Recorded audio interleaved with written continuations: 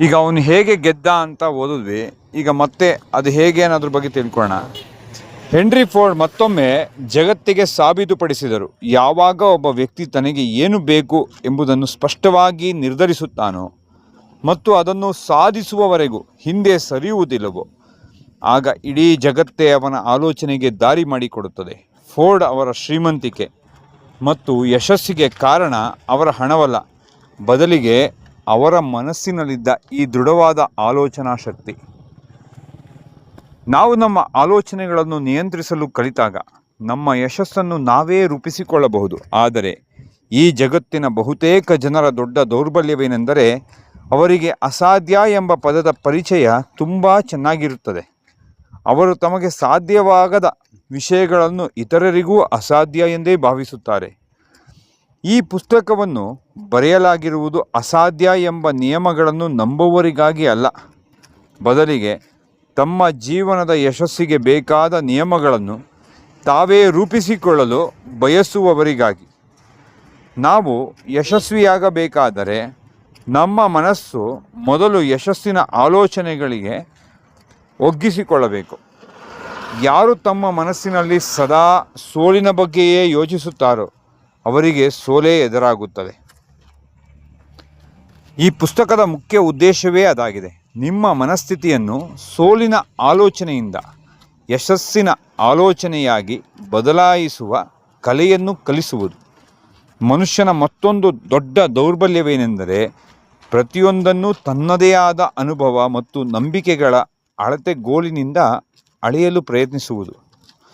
ಇದನ್ನು ಓದುತ್ತಿರುವ ಕೆಲವು ಜನರಿಗೆ ತಾವೂ ಕೂಡ ಬರ್ನ್ಸ್ ಅವರ ಅಥವಾ ಹೆನ್ರಿ ಫೋರ್ಡ್ ಅವರಂತೆ ಶ್ರೀಮಂತರಾಗಬಹುದು ಎಂಬ ವಿಷಯ ನಂಬಲು ಕಷ್ಟವಾಗಬಹುದು, ಏಕೆಂದರೆ ಅವರು ಕೇವಲ ಬಡತನ, ಕಷ್ಟ, ಸೋಲು ಮತ್ತು ನಿರಾಶೆಗಳನ್ನೇ ಹೆಚ್ಚಾಗಿ ನೋಡುತ್ತಾರೆ. ಅವರ ಆಲೋಚನೆಗಳು ಆ ನಕಾರಾತ್ಮಕ ಪರಿಸರಕ್ಕೆ ಒಗ್ಗಿಕೊಂಡಿರುತ್ತದೆ. ಆದರೆ ನಾವು ಒಂದು ಮಹತ್ವದ ಸತ್ಯವನ್ನು ನೆನಪಿಡಬೇಕು. ನಾವೆಲ್ಲರೂ ನಮ್ಮದೇ ಆದ ಭಾಗ್ಯದ ವಿಧಾತರು, ನಮ್ಮದೇ ಆತ್ಮದ ನಾಯಕರು, ಏಕೆಂದರೆ ನಮ್ಮ ಆಲೋಚನೆಗಳನ್ನು ನಿಯಂತ್ರಿಸುವ ಮತ್ತು ಆಲೋಚನೆಗಳನ್ನು ನಮಗೆ ಬೇಕಾದ ರೂಪಕ್ಕೆ ಬದಲಿಸಿಕೊಳ್ಳುವ ಅದ್ಭುತ ಶಕ್ತಿಯನ್ನು ಪ್ರಕೃತಿ ನಮಗೆ ಮಾತ್ರ ನೀಡಿದೆ. ನಾವು ನಮ್ಮ ಮನಸ್ಸನ್ನು ಯಾವ ರೀತಿಯ ಆಲೋಚನೆಗಳಿಂದ ತುಂಬಿಸುತ್ತೇವೋ ನಮ್ಮ ಮನಸ್ಸು ಅದೇ ರೀತಿಯ ಕಾಂತೀಯ ಶಕ್ತಿಯನ್ನು, ಮ್ಯಾಗ್ನೆಟಿಕ್ ಫೋರ್ಸ್ ಪಡೆದುಕೊಳ್ಳುತ್ತದೆ. ನನ್ನ ಕೈಲಾಗಲ್ಲ ಅಂದ್ಕೊಳ್ತಿದ್ರೆ ಹಂಗೆ ಆಗಿಬಿಡುತ್ತೆ. ಈ ಶಕ್ತಿಯ, ಕಾಂತೀಯ ಶಕ್ತಿಯು ನಮ್ಮ ಆಲೋಚನೆಗಳಿಗೆ ಸರಿಹೊಂದುವಂತಹ ವ್ಯಕ್ತಿಗಳನ್ನು, ಪರಿಸರಗಳನ್ನು ಮತ್ತು ಜೀವನದ ಅವಕಾಶಗಳನ್ನು ನಮ್ಮ ಕಡೆಗೆ ಆಕರ್ಷಿಸಲು ಪ್ರಾರಂಭಿಸುತ್ತದೆ. ನಾವು ಅಪಾರವಾದ ಸಂಪತ್ತನ್ನು ಗಳಿಸುವ ಮೊದಲು ನಮ್ಮ ಮನಸ್ಸಿನಲ್ಲಿ ಶ್ರೀಮಂತಿಕೆಯ ಬಗ್ಗೆ ತೀವ್ರವಾದ ಹಂಬಲವನ್ನು ಮೂಡಿಸಿಕೊಳ್ಳಬೇಕು. ನಾವು ಹಣದ ಬಗ್ಗೆ ಆಲೋಚಿಸುವ ಮನಸ್ಥಿತಿಯನ್ನು ಬೆಳೆಸಿಕೊಳ್ಳಬೇಕು. ಆ ಸ್ಥಿತಿಯನ್ನು ತಲುಪಿದಾಗ ಮಾತ್ರ ಶ್ರೀಮಂತಿಕೆಯನ್ನು ಪಡೆಯಲು ಬೇಕಾದ ದಾರಿಗಳು ಮತ್ತು ಯೋಜನೆಗಳು ನಮ್ಮ ಕಣ್ಣಿಗೆ ಕಾಣತೊಡಗುತ್ತವೆ. ಒಬ್ಬ ಕವಿ ಬರೆದಿರುವ ಈ ಸುಂದರವಾದ ಸಾಲುಗಳು ಇಲ್ಲಿ ಸಂಪೂರ್ಣವಾಗಿ ಹೊಂದಿಕೊಳ್ಳುತ್ತದೆ. ನಾನು ನನ್ನ ಜೀವನದ ಒಡೆಯನಿಗೆ ಕೇವಲ 1 ಪೈಸೆ ಕೇಳಿದೆ, ಅವನು ಅದನ್ನೇ ನೀಡಿದನು. ಆದರೆ ಸಂಜೆಯ ಹೊತ್ತಿಗೆ ನನ್ನ ಬಡತನದ ಸ್ಥಿತಿಯನ್ನು ನೋಡಿ ನಾನು ಮರಗಿದೆ. ಜೀವನ ಎನ್ನುವುದು ಒಬ್ಬ ಮಾಲೀಕನಿದ್ದಂತೆ. ನೀವು ಅವನ ಬಳಿ ಏನನ್ನು ಕೇಳುತ್ತೀರೋ ಅವನು ನಿಖರವಾಗಿ ಅದನ್ನೇ ನಿಮಗೆ ನೀಡುತ್ತಾನೆ. ನಾವೇನು ಬಯಸ್ತೀವೋ ಅದು ಸಿಗುತ್ತೆ ಅಂತ ಹೇಳ್ತಾ ಇದ್ದಾರೆ. ನೀವು ಒಮ್ಮೆ ನಿಮ್ಮ ಕೆಲಸದ ಕೂಲಿಯನ್ನು ನಿಗದಿಪಡಿಸಿದ ನಂತರ ಆ ಕೆಲಸವನ್ನು ಅಷ್ಟೇ ಗೌರವದಿಂದ ಮಾಡಬೇಕಾಗುತ್ತದೆ. ನಾನು ಜೀವನದ ಬಳಿ ಒಬ್ಬ ಸಾಮಾನ್ಯ ಕೆಲಸಗಾರನಂತೆ ಸಣ್ಣ ಸಂಬಳವನ್ನು ಕೇಳಿದೆ, ಆದರೆ ಜೀವನವು ನನಗೆ ಅದಕ್ಕಿಂತ 1 ರೂಪಾಯಿ ಕೂಡ ಹೆಚ್ಚು ನೀಡಲಿಲ್ಲ. ಇನ್ನು ಕವಿ ಏನು ಹೇಳ್ತಿದ್ದಾನೆ ಅದೇ ಹೇಳ್ತಿದ್ದಾರೆ. ಕೊನೆಗೆ ನನಗೆ ಅರ್ಥವಾಯಿತು, ನಾನು ಜೀವನದ ಬಳಿ ಏನನ್ನು ಕೇಳಿದ್ದರೂ ಅದು ನನಗೆ ಸಿಗುತ್ತಿತ್ತು, ಏಕೆಂದರೆ ನಾನು ಕೇಳಿದ್ದ ಸಂಬಳಕ್ಕೆ ತಕ್ಕಂತೆ ಬದುಕಲು ನಾನೇ ಒಪ್ಪಿಕೊಂಡಿದ್ದೆ.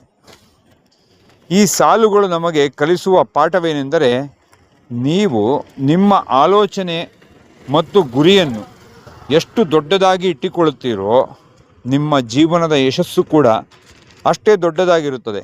ಎಡ್ವಿನ್ ಸಿ ಬರ್ನೆಸ್ ಕೇವಲ ಒಂದು ಸಣ್ಣ ಕೆಲಸವನ್ನು ಬಯಸಿದ್ದರೆ ಅವನು ಒಬ್ಬ ಸಾಮಾನ್ಯ ನೌಕರನಾಗಿಯೇ ಉಳಿಯುತ್ತಿದ್ದನು. ಆದರೆ ಅವನು ಎಡಿಸನ್ ಅವರ ಪಾಲುದಾರನಾಗುವ ದೊಡ್ಡ ಗುರಿ ಹೊಂದಿದ್ದರಿಂದಲೇ ಅಷ್ಟು ದೊಡ್ಡ ಯಶಸ್ಸನ್ನು ಸಾಧಿಸಿದನು.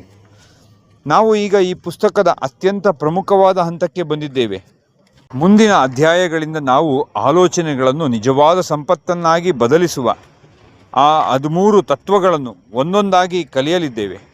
ಈ ತತ್ವಗಳು ಸರಿಯಾಗಿ ಅರ್ಥ ಮಾಡಿಕೊಂಡು ನಿಮ್ಮ ಜೀವನದಲ್ಲಿ ಅಳವಡಿಸಿಕೊಂಡರೆ ನಿಮ್ಮ ಯಶಸ್ಸನ್ನು ಯಾರೂ ತಡೆಯಲು ಸಾಧ್ಯವಿಲ್ಲ. ಗಮನಿಸಿ, ಇಲ್ಲಿಗೆ ಪುಸ್ತಕದ ಮೊದಲನೇ ಅಧ್ಯಾಯ ಸಂಪೂರ್ಣವಾಗಿ ಮುಕ್ತಾಯಗೊಂಡಿದೆ.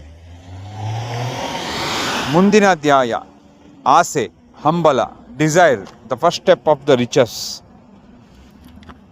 ಶ್ರೀಮಂತಿಕೆಯ ಕಡೆಗೆ ಮೊದಲ ಹೆಜ್ಜೆ ಹಂಬಲ. ಎಡ್ವಿನ್ ಸಿ ಬರ್ನೆಸ್ ಇಲ್ಲೇನು ಹೇಳ್ತಿದ್ದಾರೆ, ಶ್ರೀಮಂತರಾಗೋದು ಹೇಗೆ, ಅದಕ್ಕೆ ಹಂಬಲ ಮುಖ್ಯ ಅನ್ನೋದ್ರ ಬಗ್ಗೆ ಮಾತಾಡ್ತಿದ್ದಾರೆ. ಶ್ರೀಮಂತಿಕೆಯ ಕಡೆಗೆ ಮೊದಲ ಹೆಜ್ಜೆ.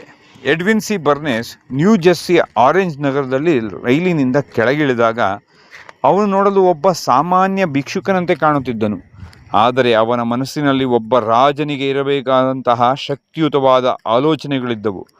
ಅವನು ಎಡಿಸನ್ ಅವರ ಪ್ರಯೋಗಾಲಯದ ಕಡೆಗೆ ಹೆಜ್ಜೆ ಹಾಕುತ್ತಿದ್ದಾಗ ಅವನ ಮನಸ್ಸು ನಿರಂತರವಾಗಿ ಕೆಲಸ ಮಾಡುತ್ತಿತ್ತು. ಅವನು ತನ್ನನ್ನು ತಾನು ಈಗಾಗಲೇ ಎಡಿಸನ್ ಅವರ ಪಾಲುದಾರನಾಗಿ ಕಲ್ಪಿಸಿಕೊಳ್ಳುತ್ತಿದ್ದನು. ಬರ್ನ್ಸ್ ಯಶಸ್ಸಿಗೆ ಕಾರಣವಾಗಿದ್ದು ಸಾಮಾನ್ಯವಾದ ಆಸೆ ಅಥವಾ ಆಕಾಂಕ್ಷೆಯಲ್ಲ, ಬದಲಿಗೆ ಅದು ಎಲ್ಲವನ್ನೂ ಮೀರಿಸುವಂತಹ ತೀವ್ರವಾದ ಹಂಬಲ, ಬರ್ನಿಂಗ್ ಡಿಸೈರ್ ಆಗಿತ್ತು. ಪ್ರತಿಯೊಬ್ಬ ಮನುಷ್ಯನು ತನಗೆ ಹಣ, ಕೀರ್ತಿ, ಯಶಸ್ಸು ಸಿಗಲಿ ಎಂದು ಆಸೆ ಪಡುತ್ತಾನೆ. ಆದರೆ ಕೇವಲ ಆಸೆ ಪಡುವುದರಿಂದ ಯಾವುದೂ ಸಿಗುವುದಿಲ್ಲ. ಆಸೆಯು ಪ್ರತಿಯೊಬ್ಬರಲ್ಲೂ ಇರುತ್ತದೆ, ಆದರೆ ಹಂಬಲ ಎನ್ನುವುದು ಆಸೆಯ ತುದಿಯ ಸ್ಥಿತಿಯಾಗಿದೆ. ಯಾವಾಗ ನಿಮ್ಮ ಆಸೆಯು ಒಂದು ತೀವ್ರವಾದ ಹಂಬಲಕ್ಕೆ ಬದಲಾಗುತ್ತದೆಯೋ, ಯಾವಾಗ ಅದು ನಿಮ್ಮ ಮನಸ್ಸನ್ನು ಸಂಪೂರ್ಣವಾಗಿ ಆವರಿಸಿಕೊಳ್ಳುತ್ತದೆಯೋ ಮತ್ತು ಯಾವಾಗ ಆ ಹಂಬಲವನ್ನು ಸಾಧಿಸಲು ನೀವು ನಿರ್ದಿಷ್ಟ ಯೋಜನೆಗಳನ್ನು ರೂಪಿಸಿ ಸೋಲನ್ನು ಒಪ್ಪಿಕೊಳ್ಳದೆ ಮುನ್ನಡೆಯುತ್ತೀರೋ, ಆಗ ಮಾತ್ರ ಆ ಹಂಬಲವು ನಿಜವಾದ ಸಂಪತ್ತಾಗಿ ಬದಲಾಗುತ್ತದೆ. ಯಶಸ್ಸು ಸಾಧಿಸಲು ತನ್ನ ಹಿಂದಿರುವ ಎಲ್ಲ ದಾರಿಗಳನ್ನು ಮುಚ್ಚಿ ಹಾಕುವ ಕಲೆಯು ಅತ್ಯಂತ ಮುಖ್ಯವಾದುದು. ಇದಕ್ಕೆ ಇತಿಹಾಸದಲ್ಲಿ ಒಂದು ಪ್ರಸಿದ್ಧ ಉದಾಹರಣೆ ಇದೆ. ಒಬ್ಬ ಮಹಾನ್ ಯುದ್ಧ ಯೋಧ ತನ್ನ ಸೈನಿಕರೊಂದಿಗೆ ಶತ್ರುಗಳ ನಾಡಿಗೆ ಹಡಗಿನ ಮೂಲಕ ಪ್ರಯಾಣ ಬೆಳೆಸಿದನು. ಶತ್ರುಗಳ ದ್ವೀಪಕ್ಕೆ ತಲುಪಿದ ತಕ್ಷಣ ಅವನು ತನ್ನ ಸೈನಿಕರೆಲ್ಲರನ್ನೂ ಹಡಗಿನಿಂದ ಕೆಳಗಿಳಿಸಿದನು. ನಂತರ ಆ ಯೋಧ ತನ್ನ ಸೈನಿಕರಿಗೆ ಒಂದು ಆಘಾತಕಾರಿ ಆದೇಶವನ್ನು ನೀಡಿದನು. ನಾವು ಬಂದಿರುವ ಈ ಎಲ್ಲ ಹಡಗುಗಳನ್ನು ಸುಟ್ಟು ಹಾಕಿ. ಹಡಗುಗಳು ಉರಿದು ಬೂದಿಯಾಗುತ್ತಿರುವುದನ್ನು ನೋಡಿದ ಸೈನಿಕರಿಗೆ ಅವನು ಹೀಗೆ ಹೇಳಿದನು, ನೋಡಿ, ಈಗ ನಾವು ಇಲ್ಲಿಂದ ವಾಪಸ್ ಹೋಗಲು ಯಾವುದೇ ಹಡಗುಗಳಿಲ್ಲ. ನಮ್ಮ ಮುಂದೆ ಈಗ ಕೇವಲ 2 ದಾರಿಗಳಿವೆ. ಗೆಲ್ಲಬೇಕು. ಒಂದು, ನಾವು ಈ ಯುದ್ಧವನ್ನು ಗೆಲ್ಲಬೇಕು, ಇಲ್ಲವೇ ಇಲ್ಲೇ ಸಾಯಬೇಕು. ಅವರಲ್ಲಿದ್ದ ಆ ಗೆಲ್ಲಬೇಕು ಎಂಬ ತೀವ್ರ ಹಂಬಲದಿಂದಾಗಿ ಅವರು ಆ ಯುದ್ಧವನ್ನು ಗೆದ್ದರು. ಅಂದರೆ ಒಬ್ಬ ಹಡಗನಲ್ಲಿ ಹೋದಾಗ ಹಡಗುಗಳನ್ನೆಲ್ಲ ಸುಟ್ಟಾಕ್ತಾನೆ ರಾಜ. ಯಾಕೆಂದರೆ ಮತ್ತೆ ಇವರು ಶರಣಾಗ್ಬಿಟ್ಟು ವಾಪಸ್ ಹೋಗ್ಬೋದು ಅನ್ನೋ ಥಾಟೇ ಬರಬಾರ್ದು ಅಂತ, ಆಲೋಚನೆ ಬರಬಾರ್ದು ಅಂದ್ಬಿಟ್ಟು, ಒಂದು ಇರಬೇಕು ಅಂದರೆ ಇಲ್ಲಿ ಗೆಲ್ಲಬೇಕು, ಇಲ್ಲರೆ ಸೋತಿ ಶರಣಾಗಂತೂ ಮನೆಗೆ ಹೋಗೋಕ್ಕಾಗಲ್ಲ ಅಂತ ಅಲ್ಲಿ ತೋರಿಸ್ಬಿಡ್ತಾನೆ. ಯಾವ ವ್ಯಕ್ತಿ ತನ್ನ ಜೀವನದ ಯುದ್ಧದಲ್ಲಿ ಗೆಲ್ಲಲು ಬಯಸುತ್ತಾನೋ ಅವನು ಕೂಡ ತನ್ನ ಮನಸ್ಸಿನಲ್ಲಿರುವ ಹಿಂದಿರುಗುವ ಎಲ್ಲ ದಾರಿಗಳನ್ನು ಸುಟ್ಟು ಹಾಕಬೇಕು. ಸೋತರೆ ವಾಪಸ್ ಹೋಗಬಹುದು ಎಂಬ ಯೋಚನೆಯೇ ಮನುಷ್ಯನನ್ನು ಬೇಗ ಸೋಲುವಂತೆ ಮಾಡುತ್ತದೆ. ಗೆಲುವು ಸಿಗುವವರೆಗೂ ಪ್ರಯತ್ನ ನಿಲ್ಲಿಸುವುದಿಲ್ಲ ಎಂಬ ದೃಢ ನಿಶ್ಚಯವೊಂದೇ ಯಶಸ್ಸಿನ ರಹಸ್ಯ. ಹಣದ ಮೇಲಿನ ತೀವ್ರವಾದ ಹಂಬಲವನ್ನು ನಿಜವಾದ ಸಂಪತ್ತನ್ನಾಗಿ ಪರಿವರ್ತಿಸಲು ನೆಪೋಲಿಯನ್ ಹಿಲ್ ಅವರು 6 ನಿರ್ದಿಷ್ಟ ಮತ್ತು ಪ್ರಾಯೋಗಿಕ ಹಂತಗಳನ್ನು ನೀಡಿದ್ದಾರೆ. ಈ ಹಂತಗಳು ಕೇವಲ ಒಂದು ಸಿದ್ಧಾಂತವಲ್ಲ, ಬದಲಿಗೆ ಅಮೆರಿಕದ ಅತಿ ದೊಡ್ಡ ಕೋಟ್ಯಾಧಿಪತಿಗಳು ತಮ್ಮ ಜೀವನದಲ್ಲಿ ಬಳಸಿ ಯಶಸ್ವಿಯಾದ ಸೂತ್ರಗಳಾಗಿವೆ. ಮೊದಲನೇ ಹಂತ, ನಿಮ್ಮ ಮನಸ್ಸಿನಲ್ಲಿ ನಿಮಗೆ ಎಷ್ಟು ಪ್ರಮಾಣದ ಹಣ ಬೇಕು ಎಂಬುದನ್ನು ನಿಖರವಾಗಿ ನಿರ್ಧರಿಸಿ. ಕೇವಲ ನನಗೆ ತುಂಬ ಹಣ ಬೇಕು ಎಂದು ಹೇಳುವುದು ಸಾಲದು. ಕೇವಲ ನನಗೆ ತುಂಬ ಹಣ ಬೇಕು ಎಂದು ಹೇಳುವುದು ಸಾಲದು. ಆ ಮೊತ್ತ ಎಷ್ಟು, ಆ ಮೊತ್ತ ಇಷ್ಟೇ ಎಂದು ಸ್ಪಷ್ಟವಾಗಿರಬೇಕು. ಉದಾಹರಣೆಗೆ 10 ಲಕ್ಷ ಅಥವಾ 1 ಕೋಟಿ. ಎರಡನೆಯ ಹಂತ, ನೀವು ಬಯಸಿದ ಆ ಹಣವನ್ನು ಪಡೆಯಲು ಪ್ರತಿಯಾಗಿ ನೀವು ಏನನ್ನು ನೀಡಲು ಸಿದ್ಧರಿದ್ದೀರಿ ಎಂಬುದನ್ನು ನಿರ್ಧರಿಸಿ. ಈ ಪ್ರಕೃತಿಯಲ್ಲಿ ಉಚಿತವಾಗಿ ಏನೂ ಸಿಗುವುದಿಲ್ಲ. ಯಾವುದನ್ನು ನೀಡದೆ ಏನನ್ನು ಪಡೆಯುವುದು ಅಸಾಧ್ಯ. ಮೂರನೆಯ ಹಂತ, ನೀವು ಬಯಸಿದ ಹಣವನ್ನು ಸಂಪಾದಿಸಲು ಒಂದು ನಿರ್ದಿಷ್ಟವಾದ ದಿನಾಂಕ ಅಥವಾ ಸಮಯದ ಮಿತಿಯನ್ನು ನಿಗದಿಪಡಿಸಿ. ನಾಲ್ಕನೇ ಹಂತ, ನಿಮ್ಮ ಹಂಬಲವನ್ನು ಸಾಧಿಸಲು ತಕ್ಷಣವೇ ಒಂದು ದೃಢವಾದ ಯೋಜನೆಯನ್ನು ರೂಪಿಸಿ. ಐದನೆಯ ಹಂತ, ಮೇಲಿನ 4 ಹಂತಗಳನ್ನು ಒಳಗೊಂಡ ಒಂದು ಸ್ಪಷ್ಟವಾದ ಲಿಖಿತ ಪ್ರಣಾಳಿಕೆಗಳನ್ನು ಬರೆಯಿರಿ. ಅಂದರೆ ನಿಮಗೆ ಎಷ್ಟು ಹಣ ಬೇಕು, ಯಾವ ದಿನಾಂಕದೊಳಗೆ ಬೇಕು, ಅದಕ್ಕಾಗಿ ನೀವು ಏನನ್ನು ನೀಡಲು ಸಿದ್ಧರಿದ್ದೀರಿ ಮತ್ತು ಅದನ್ನು ಪಡೆಯಲು ನಿಮ್ಮ ಯೋಜನೆ ಏನು ಎಂಬುದನ್ನು ಒಂದು ಕಾಗದದ ಮೇಲೆ ಸ್ಪಷ್ಟವಾಗಿ ಬರೆದಿಡಿ. ನೀವು ಬರೆದಿಟ್ಟ ಆ ಪ್ರಣಾಳಿಕೆಗಳನ್ನು ದಿನಕ್ಕೆ 2 ಬಾರಿ ಗಟ್ಟಿಯಾಗಿ ಓದಿ.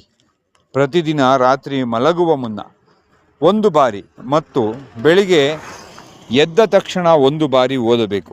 ನೀವು ಅದನ್ನು ಓದುವಾಗ ಆ ಹಣ ಈಗಾಗಲೇ ನಿಮ್ಮ ಬಳಿ ಬಂದಿದೆ ಎಂದು ನೀವು ನಂಬಬೇಕು ಮತ್ತು ಅದನ್ನು ಅನುಭವಿಸಬೇಕು. ಅಂದರೆ ಏನು ಹೇಳ್ತಿದ್ದಾರೆ, ಬಡವ ಅಂತ ಅನ್ಕೋಬಾರ್ದು. ಆ ದುಡ್ಡು ನನ್ನ ಹತ್ರ ಆಗಲೇ ಬಂದ್ಬಿಟ್ಟಿದೆ ಅಂತ ಅಂದ್ಕೊಂಡು ನಂಬಿಕೊಂಡು ಅದನ್ನ ಸುಖ ಪಡಬೇಕು ನಾವು ಈಗಲೇ. ಈ 6ನೇ ಹಂತವನ್ನು ಪಾಲಿಸುವುದು ಆರಂಭದಲ್ಲಿ ನಿಮಗೆ ಕಷ್ಟ ಅಥವಾ ವಿಚಿತ್ರವಾಗಿ ಅನಿಸಬಹುದು. ಇವೆಲ್ಲ ಏನಂದರೆ ದೊಡ್ಡ ದೊಡ್ಡ ಶ್ರೀಮಂತರು ಹೇಗೆ ಜೀವನ ಮಾಡಿ ಹೇಗೆ ಅನುಭವಿಸಿದ್ದಾರೆ ಆ ಥರ ನಾವು ಮಾಡಬೇಕು ಅಂತ ಹೇಳ್ತಾ ಇದ್ದಾರೆ. ಈ 6ನೇ ಹಂತವನ್ನು ಪಾಲಿಸುವುದು ಆರಂಭದಲ್ಲಿ ನಿಮಗೆ ಕಷ್ಟ ಅಥವಾ ವಿಚಿತ್ರವಾಗಿ ಅನಿಸಬಹುದು.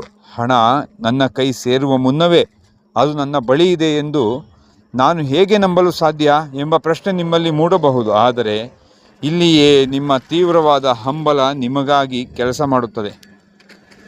ನಿಮ್ಮ ಮನಸ್ಸಿನಲ್ಲಿ ಈ ಹಣವನ್ನು ಪಡೆಯಲೇಬೇಕು ಎಂಬ ಹಂಬಲವು ತುಂಬ ತೀವ್ರವಾಗಿದ್ದರೆ ಆ ಹಣ ಈಗಾಗಲೇ ನಿಮ್ಮದಾಗಿದೆ ಎಂದು ನಿಮ್ಮ ಆಳದ ಮನಸ್ಸು ನಂಬಿಸುವುದು ನಿಮಗೆ ಕಷ್ಟವಾಗುವುದಿಲ್ಲ.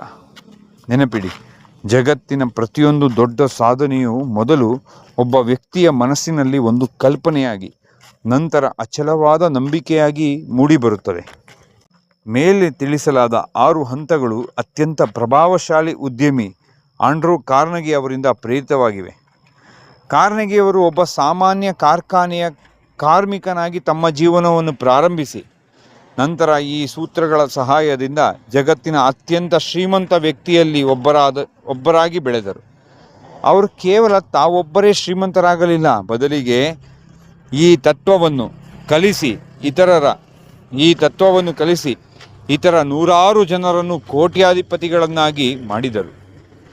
ಈ ನಿಯಮಗಳ ಹಿಂದೆ ಯಾವುದೇ ಮಂತ್ರ, ತಂತ್ರ ಅಥವಾ ಅದೃಷ್ಟ ಅಡಗಿಲ್ಲ. ಇದು ಸಂಪೂರ್ಣವಾಗಿ ಮಾನಸಿಕ ವಿಜ್ಞಾನಕ್ಕೆ ಸಂಬಂಧಿಸಿದ್ದಾಗಿದೆ. ನಾವು ಒಂದು ನಿರ್ದಿಷ್ಟ ಗುರಿಯನ್ನು ನಮ್ಮ ಆಳದ ಮನಸ್ಸಿಗೆ ಪದೇ ಪದೇ ನೆನಪಿಸಿದಾಗ ನಮ್ಮ ಮೆದುಳು ಆ ಗುರಿಯನ್ನು ಸಾಧಿಸಲು ಬೇಕಾದ ಆಲೋಚನೆಗಳನ್ನು ಮತ್ತು ದಾರಿಗಳನ್ನು ಹುಡುಕಲು ಪ್ರಚೋದಿಸಲ್ಪಡುತ್ತದೆ. ಇತಿಹಾಸದಲ್ಲಿ ಮಹಾನ್ ಸಾಧನೆ ಮಾಡಿದ ಯಾರನ್ನೇ ಆದರೂ ನೋಡಿ, ಅವರೆಲ್ಲರೂ ಮೊದಲು ತಮ್ಮ ಕನಸನ್ನು ಗಟ್ಟಿಯಾಗಿ ನಂಬಿದ್ದರು. ಜಗತ್ತಿನ ಶ್ರೇಷ್ಠ ಸಂಶೋಧಕರಾದ ಥಾಮಸ್ ಎಡಿಸನ್ ಅವರು ವಿದ್ಯುತ್ ದೀಪವನ್ನು ಕಂಡುಹಿಡಿಯುವ ಮುನ್ನ 10,000 ಬಾರಿ ವಿಫಲರಾಗಿದ್ದರು. ಆದರೆ ಅವರಲ್ಲಿದ್ದ ಬೆಳಕನ್ನು ಸೃಷ್ಟಿಸಬೇಕು ಎಂಬ ತೀವ್ರವಾದ ಹಂಬಲ ಮತ್ತು ನಂಬಿಕೆ ಅವರನ್ನು ಎಂದಿಗೂ ಸೋಲೊಪ್ಪಿಕೊಳ್ಳದಂತೆ ತಡೆಯಿತು ಮತ್ತು ಆ ಕನಸುಗಳನ್ನು ನನಸಾಗಿಸಲು ಹಗಲಿರುಳು ಶ್ರಮಿಸುತ್ತಾರೆ. ಈ ಜಗತ್ತಿನಲ್ಲಿ ಒಂದು ಹೊಸ ಮೌಲ್ಯವನ್ನು ಸೃಷ್ಟಿಸಲು ಬಯಸುವ ಪ್ರತಿಯೊಬ್ಬ ವ್ಯಕ್ತಿಯು ತನ್ನದೇ ಆದ ಕನಸು ಮತ್ತು ಅದನ್ನು ಸಾಧಿಸುವ ಹಠ ಇರಬೇಕಾಗುತ್ತದೆ.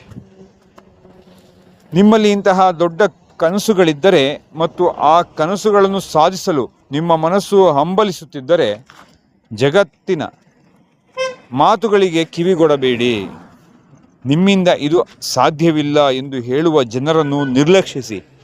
ಅವರು ನಿಮ್ಮನ್ನು ನೋಡಿ ಆಡುವ ನಗುವಿನ ಮಾತುಗಳು ತಾತ್ಕಾಲಿಕ, ಏಕೆಂದರೆ ನೀವು ಯಶಸ್ವಿಯಾದ ದಿನ ಇದೇ ಜನರು ನಿಮ್ಮ ಸಾಧನೆಯನ್ನು ನೋಡಿ ಚಪ್ಪಾಳೆ ತಟ್ಟುತ್ತಾರೆ.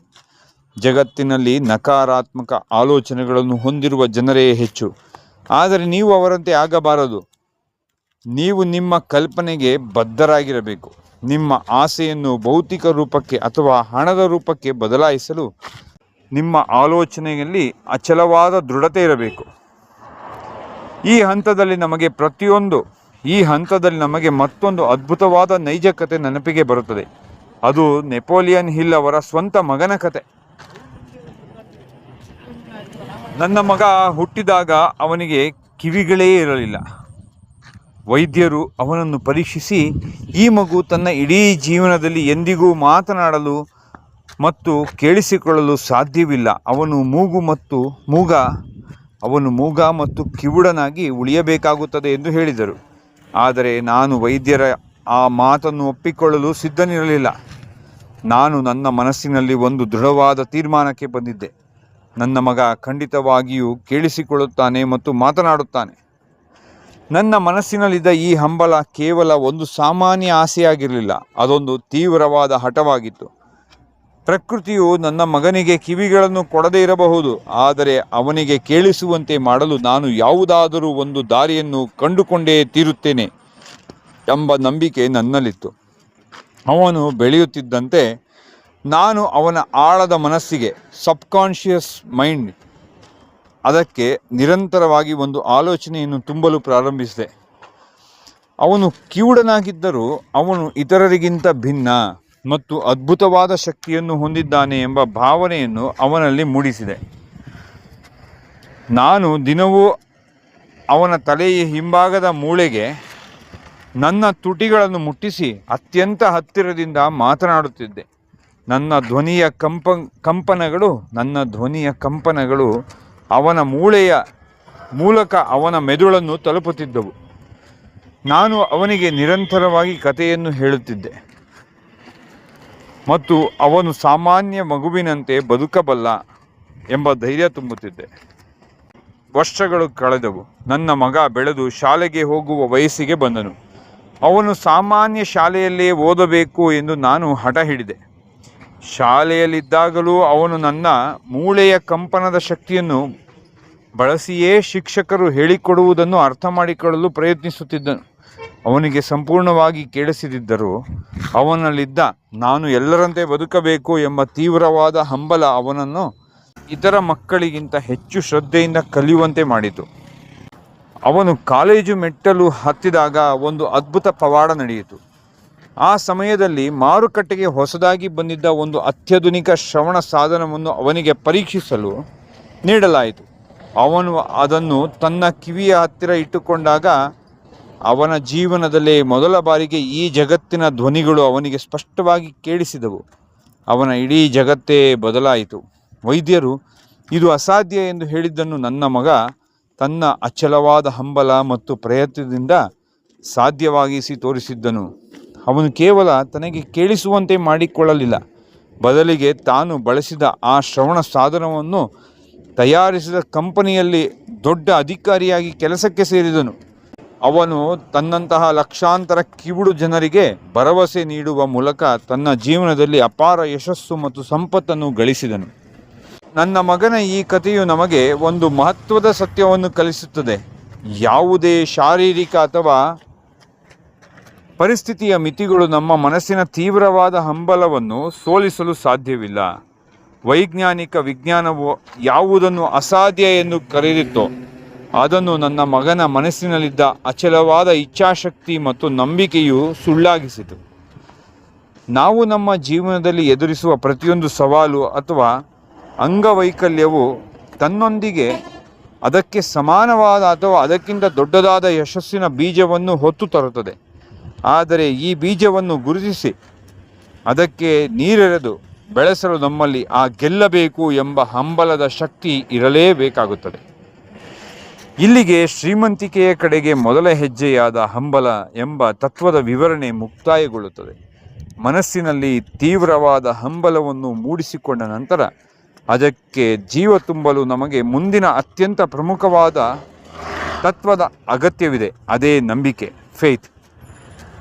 ಗಮನಿಸಿ, ಇಲ್ಲಿಗೆ ಪುಸ್ತಕದ 2ನೇ ಅಧ್ಯಾಯ ಸಂಪೂರ್ಣವಾಗಿ ಮುಕ್ತಾಯಗೊಂಡಿದೆ. 3ನೇ ಅಧ್ಯಾಯ ನಂಬಿಕೆ. ಆಸೆಯನ್ನು ನನಸಾಗಿಸುವ ದೃಢ ಸಂಕಲ್ಪ. ಶ್ರೀಮಂತಿಕೆಯ ಕಡೆಗೆ 2ನೇ ಹೆಜ್ಜೆಯೇ ನಂಬಿಕೆ.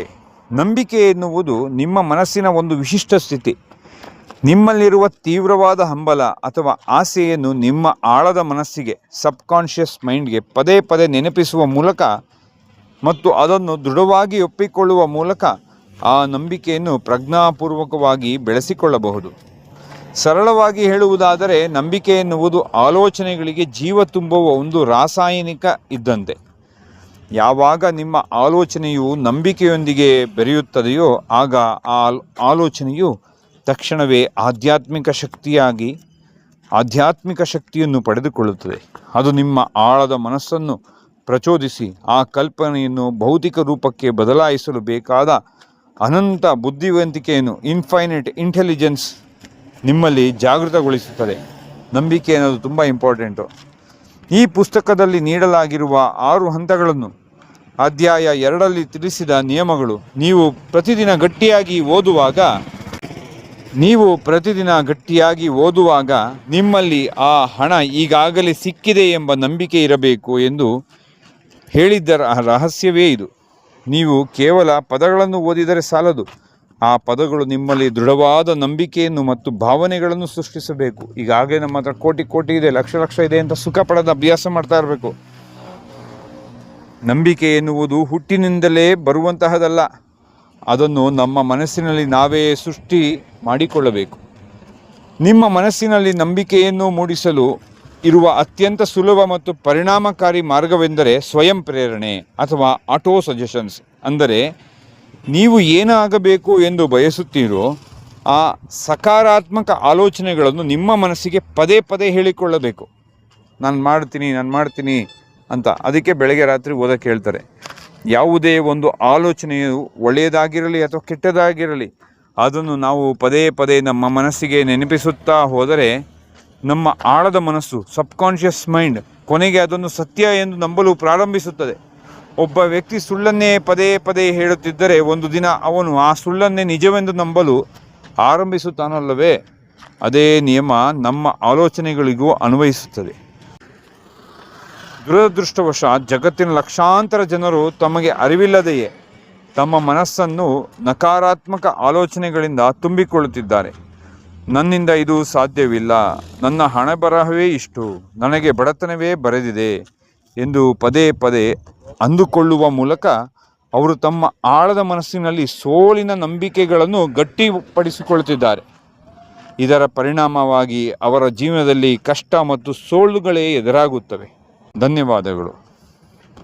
ಮುಂದಿನ ಅಧ್ಯಾಯಗಳಲ್ಲಿ ಮತ್ತೆ ಸಿಗೋಣ. ನೀವು ಕೇಳಿಸಿಕೊಳ್ಳಿ, ಮತ್ತೊಬ್ಬರಿಗೂ ಕಳಿಸಿಕೊಡಿ.